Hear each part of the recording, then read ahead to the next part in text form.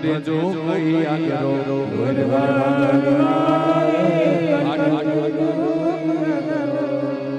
આટલું દેશો તો પૂજશું આટલું દેશો કંથ દેજો કોઈ આગરો કેવો ઉભો થા બેહી જા ચા કર પાણી ભાઈ આટલું દેશો તો પૂજશું ગોયરમાં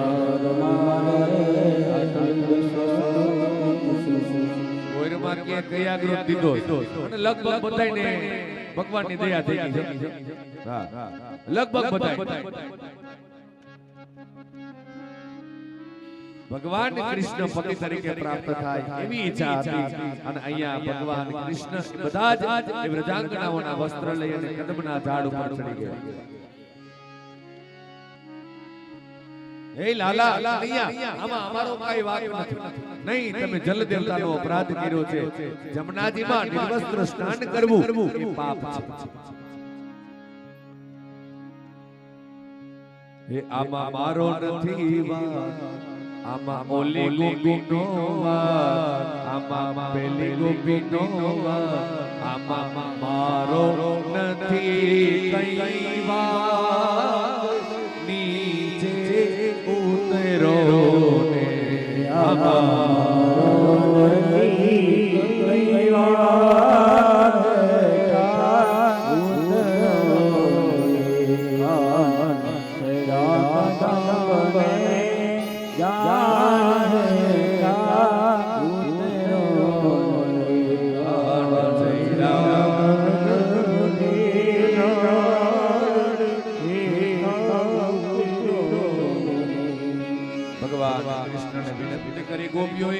અને અહીંયા ભગવાને અધિકાર આપ્યો છે. બધાના વસ્ત્ર ભગવાને પાછા આપી દીધા છે. એવી આ સામાન્ય કથા નથી. એવી સામાન્ય કથા હોય તો ગુરુદેવ પરીક્ષિત રાજાને આવી કથા કહે. ત્યાર પછી ગોવર્ધન ઉત્સવ, કારણ કે વેણુ ગીત અને રાસ પંચાધ્યાયી આપણે બપોર પછી લેવા છે 4 વાગે, એટલે ગોવર્ધન લીલાની કથા કરી અને કથાને આપણે વિરામ આપીએ. ઠાકોરજીની ઉંમર 7 વર્ષની છે.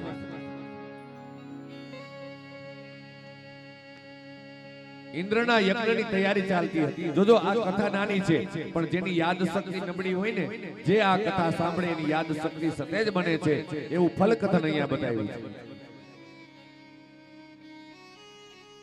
ગો એટલે જ્ઞાન, વર્ધન એટલે કે વધુ. 7 વર્ષની ઠાકોરજીની ઉંમર થઈ અને અહીંયા ઇન્દ્રના યજ્ઞની એ તૈયારી ચાલે છે.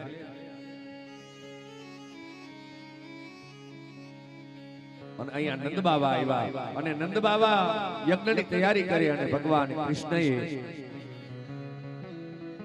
કીધું કે બાબા આ કયા યજ્ઞની તૈયારી કરો છો? અને અહીંયા નંદ બાબા કહે છે કે લાલા, આપણે છે ને જે વરસાદ વરસાવે છે એવા દેવ છે ઇન્દ્ર, અને એના યજ્ઞની તૈયારી કરીએ છીએ. એટલે કનૈયાએ કીધું કે બાબા, હવે પછી એનો યજ્ઞ આપણે નથી કરવો. આપણું ભરણ પોષણ એ તો ગિરિરાજ બાવા કરે છે, ગોવર્ધનનાથજી કરે છે, તો આપણે સેવા પૂજા એમની કરવી જોઈએ. 56 ભોગ સામગ્રી તૈયાર કરી અને બધા જ વ્રજવાસીઓ આવ્યા. ગિરિરાજજીનું પૂજન અર્ચન કર્યું છે. જ્યાં એ ભોગ લગાવ્યો અને ભગવાને પોતાનું એક સ્વરૂપ અંદર પધરાયું અને એની અંદરથી બીજું એક સ્વરૂપ પ્રગટ થયું. એનું નામ છે બોલીએ ગોવર્ધનનાથ. ગોવર્ધનનાથજી પ્રગટ થયા અને મીંડા છે 56 ભોગ એ સામગ્રી આરોગ્ય. 56 ભોગ સામગ્રી આરોગ્ય. ઇન્દ્રને ખબર પડી કે પોતાનો ભાગ નીકળી ગયો છે, પોતાનો યજ્ઞ બંધ થયો છે. 12 સાવર્તક નામના મેઘને આજ્ઞા કરી, 49 વાયુઓને આજ્ઞા કરી અને મીંડા છે વીજળીના કડાકા ભડાકા થવા, મુસળધાર વરસાદ વરસવા લાગ્યો. વ્રજવાસીઓ બધા મૂંઝાઈ ગયા. વ્રજવાસીઓ લાલાને કહે છે, કનૈયા જો ઇન્દ્ર ક્રોધે ભરાયો, હવે શું કરીશું આપણે? અને અહીંયા ભગવાન કૃષ્ણ કહે છે કે આપણે જેના શરણમાં ગયા છીએ એ ગોવર્ધનનાથજી આપણું રક્ષણ કરશે. અને ભગવાન કૃષ્ણ બાજુમાં ગયા, 2 હાથ જોડ્યા અને ડાબો હાથ સ્પર્શ કરાવે. ધીમે ધીમે ધીમે ધીમે ગિરિરાજજીને ધારણ કર્યા. ડાબા હાથની ટચલી આંગળીએ ગિરિરાજજીને ધારણ કર્યા. બધા જ વિશ્વાસીઓ ગોવાળિયા બધા ત્યાં ફરતા વિખરાઈ ગયા. દાઉજી મહારાજ ભયંકર ફરતા એ શેષરૂપ દિવાલ બની ગયા. મુસળધાર વરસાદ વરસે, વીજળીના કડાકા થાય છે. 7 દિવસ સુધી મુસળધાર વરસાદ વરસ્યો, પણ ભગવાનની કૃપાએ કોઈ વ્રજવાસીઓને કંઈ થયું નહીં. 7 દિવસ સુધી ભગવાને બધા વ્રજવાસીઓનું રક્ષણ કર્યું. ઇન્દ્રને પોતાની ભૂલ સમજાઈ ગઈ અને ઇન્દ્ર આવે છે અને સુરભી ગાય લઈ અને આવે અને ઇન્દ્રએ માફી માંગી છે. અહીંયા કૃષ્ણસ્તુ ભગવાન સ્વયં અવતાર થઈ ચૂક્યો છે. ઇન્દ્રને જે અહંકાર આવ્યો હતો એ અહંકાર દૂર થયો. જે કોઈ આ કથા ગાય ગવડાવે, સાંભળે સંભળાવે, એની યાદ શક્તિ સતેજ બને. આવું ફલ કથન બતાવ્યું. ઇન્દ્ર આવી અને ભગવાનની પૂજા કરે છે.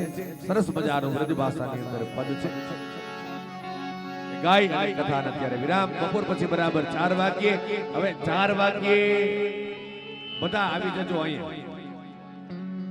પછી 5 વાગ્યે આપણે કથાને વિરામ આપીએ ને 1 જ કલાક કથા કરવાની છે બપોર પછી. પછી ઠાકોરજીના લગ્ન છે એટલે વહેલા આવી જાજો. અને અહીંયાથી પછી બધાને જાનમાં જોડાવાનું છે. એટલે 4 થી 5 1 કલાકની કથા. પછી ભગવાનની જાનની અંદર આપણે જોડાશું. અત્યારે કથાને વિરામ. બોલો ગિરિરાજ વલ્લભાધીશ શ્યામ સુંદર શ્રી અમને મહારાજ પ્રેમ से बोलिए ओम नमः पार्वती पते हर हर महादेव। गिरिराज तरय श्री जी तुम रे सजने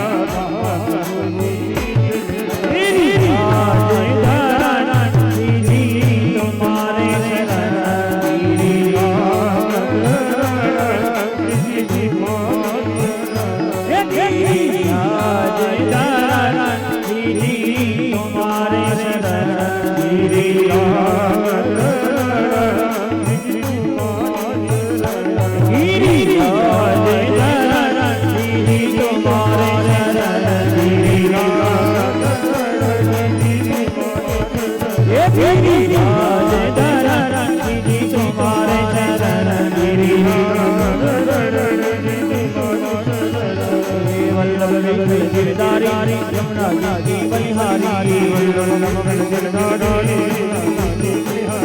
वल्लभ गिरधारी यमुना जी बलिहारी जय यमुना शिव वल्लभनाथ